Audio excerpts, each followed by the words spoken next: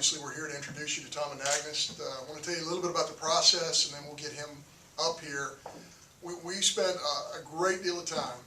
Scott Weatherby, Jared Benko, Mike Nemeth, spent a great deal of time researching a pool of candidates that really stretched from one coast to the other. And the more we got into this process, the more we realized really what we were looking for. And that's somebody who has the best interest of our young women on our soccer program, somebody who wants to be part of an overall athletic department, and somebody who was very capable of turning around the program in a short amount of time. And in that person, we feel like Tom filled that void very, very well. One of the many things that we did during this process is we called the gurus of soccer around the country. Becky Burley in Florida was one of them, the head coach at Florida State, coaches from around the country, and asked them what their thoughts were about our position, about our needs. And the amazing thing is that Tom's name just kept coming up independently in these conversations. So brought Tom on campus, had a chance to meet with him individually.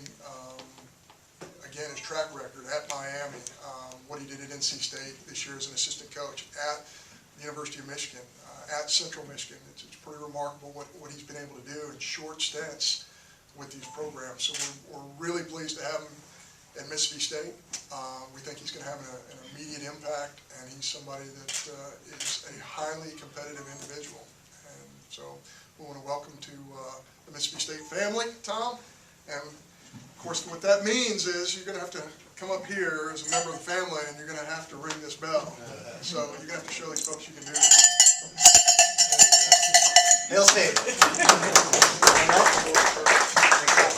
I appreciate it. Hi, everybody. Hi. So I am extremely elated and thankful to be here. I feel really blessed. I want to thank John Cohen, who just spoke on my behalf.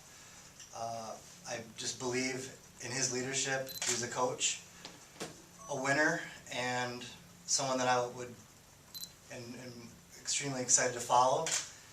Scott Weatherby for all the connecting and leading me around campus and giving me the ins and outs of the institution, the team. Mike Nemeth and Jared Benko have been crucial to this process as well, and welcoming me here, and just everybody that I met the first day. I was all in. Every single person I met made me feel extremely comfortable. You know, you read about recruits going to schools and why they chose their respective institutions, and a lot of them say or write, it felt like home. And you know, just the warm comfort I felt from every individual I met made me just want to be here.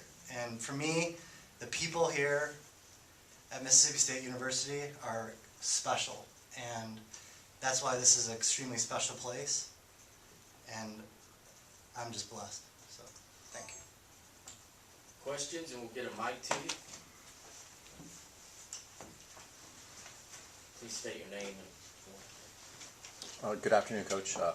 Adam Minakino from the Commercial Dispatch in Columbus. Nice to meet you. Welcome. Thank you. The process to transform this program, if that's a good word, program has not had probably as much success as everyone would want in the last several years. What can you lay out a plan to see how you're going to change that? Sure. So you mentioned the word process, which is basically how I'm built. I'm a process-oriented coach, a day-to-day person. And so I'm real big into the day and like winning the day. And our motto is commitment to get better every day. And so it's my job to teach our players a deep understanding of what that means. And so we measure things every single day. And we rank the commitment level, competitive level, character traits of our players every single day in what we do. And all the things that we measure are controllable and trainable. And it is my belief that when you have the most committed, persistent, perseverant people on a team, that is going to win you games. And so far, that's been the case. So for me, it's a process every day and trying to prepare them for, after they're finished with school. Not all these kids are going to be professional soccer players. Very few will be. And so, if I can teach them character traits that they will take with them for the rest of their life, then, I will have done my job. And so, that's basically the process that I have. And the very first thing, which I've already done, and I'm going to continue to do that every day that I'm here, is build relationships with these players and the recruits, which I've at least spoken with them, and those conversations, all of them, have been great. So, thanks for the question.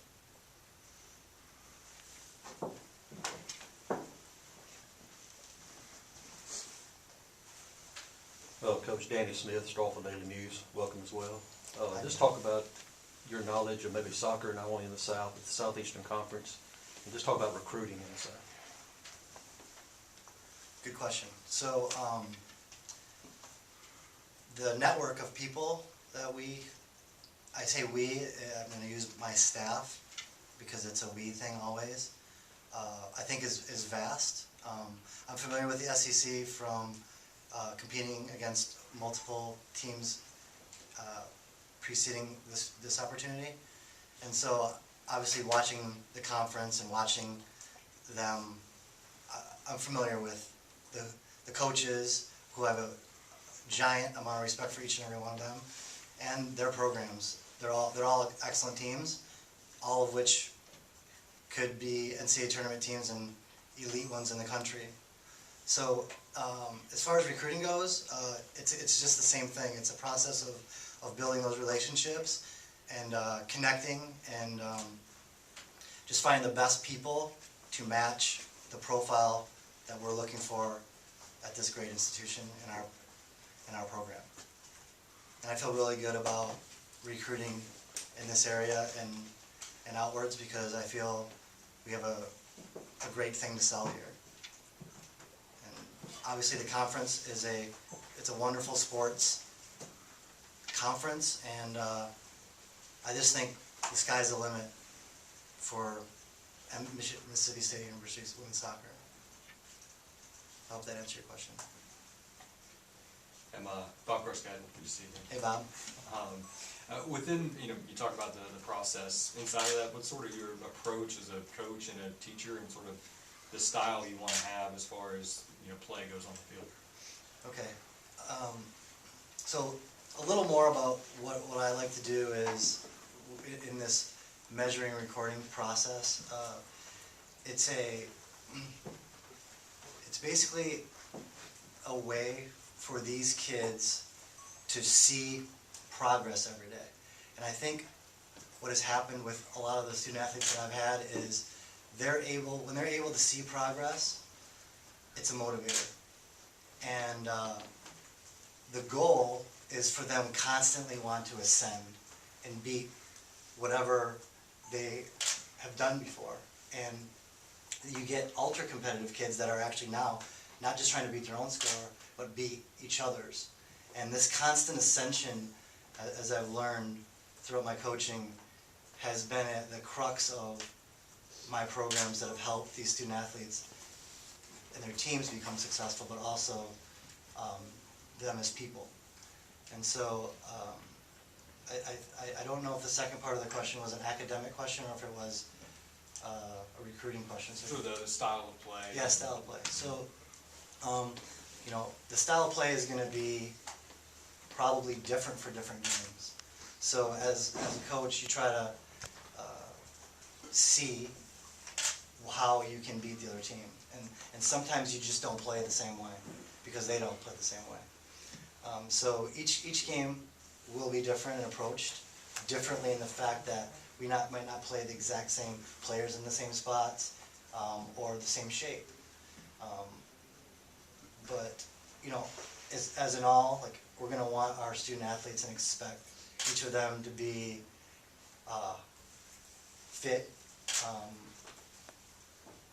be comfortable with the soccer ball, and a more urgent and aggressive type of play.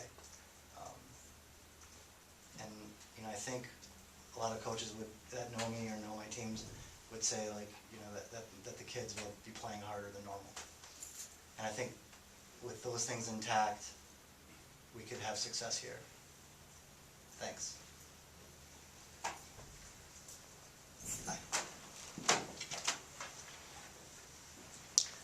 There's been other coaching turnover in the SEC for some coaches who were at their programs for longer periods of time. There's been a competitive nature within the conference with facilities and trying to upgrade and try to keep on par with, you know, the Texas A&Ms, the Floridas, and things like that. Coach Cohen mentioned the process about your past history in winning, having success relatively quickly. Can you address the process here about what challenge that's going to be at Mississippi State? Obviously, with the new facility, that's an added bonus for you to go out and recruit, but just the process given the history. Yeah. So, I can answer that by saying that we're going to want the kids that want to be here, that want to embrace the challenge of making this thing something special. And those are the types of rare student athletes that we are going to look for. And so I hope that, like, succinctly answers it, because, you know, every class, you know, we're not going to be bringing in dozens and dozens of kids. We're going to be thorough in who we bring in, just like they were in the recruiting process of the next head coach. And you know, we're going to have special human beings and special athletes that are going to be able to bring this thing to where it deserves and should be. And you know, we're not at the top, but I want the ones that want to bring it to the top. And I think my last experience at NC State shows a module of what Tim did at NC State, the head coach, of bringing a special group of kids together for a little bit of longevity in that recruiting process, and they made it into something remarkable. And, you know, that's what I have every intention of trying to do every day.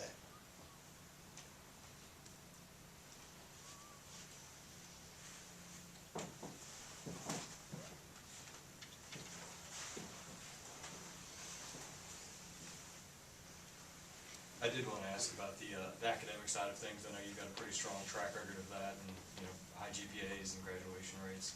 What makes that important to you, and how can you sort of emphasize that to the players on the team? Cool.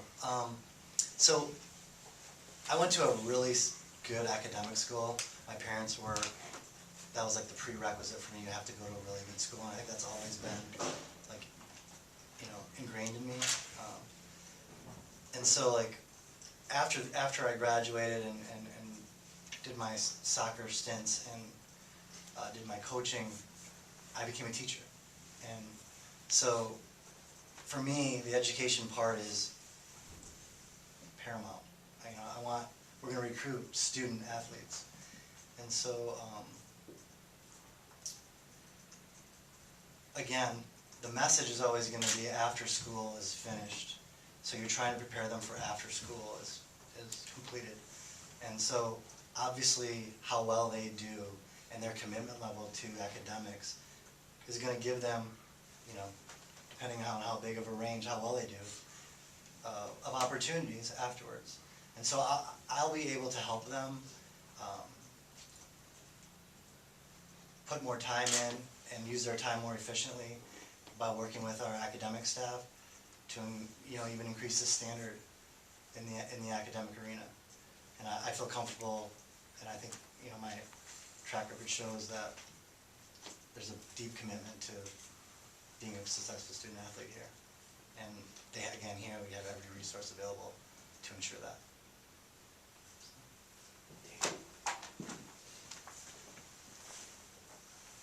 Coach, I know you've only been here a short time, but have you had much dialogue with your team so far, and have you made any decisions as far as assistant coach? You ask good questions. So, I've spoken to every current domestic player on our team. There are 3 internationals, one I'm gonna speak with today. And the other 2, I'm just trying to figure out the best mode of communication with them. All those conversations have been awesome, you know. I've just been overjoyed talking to them and getting to know them, and that process will always continue. And looking forward to meeting them finally face to face. There's one here I'm excited to meet. And you know, I've talked to, as I said, the recruits, and those conversations have been really good too. What was the second part of the question? Assistant coach. Assistant coaches, yeah. I have 2 in mind, and I'm hoping that that decision will be made in the next handful of days. And I'm excited about what they offer. They're both special, and they're going to help our student athletes in every single way, in the best way possible. So,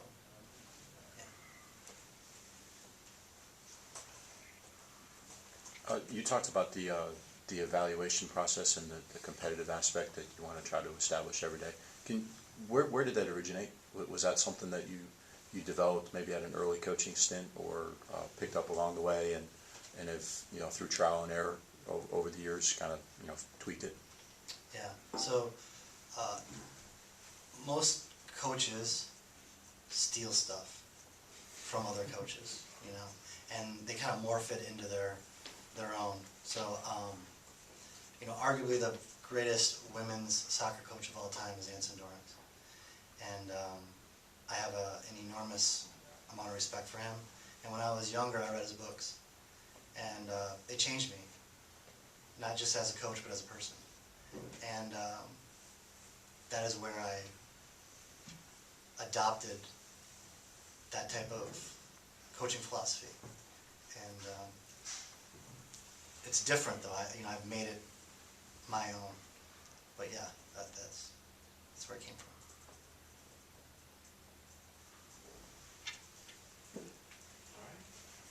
Thank you.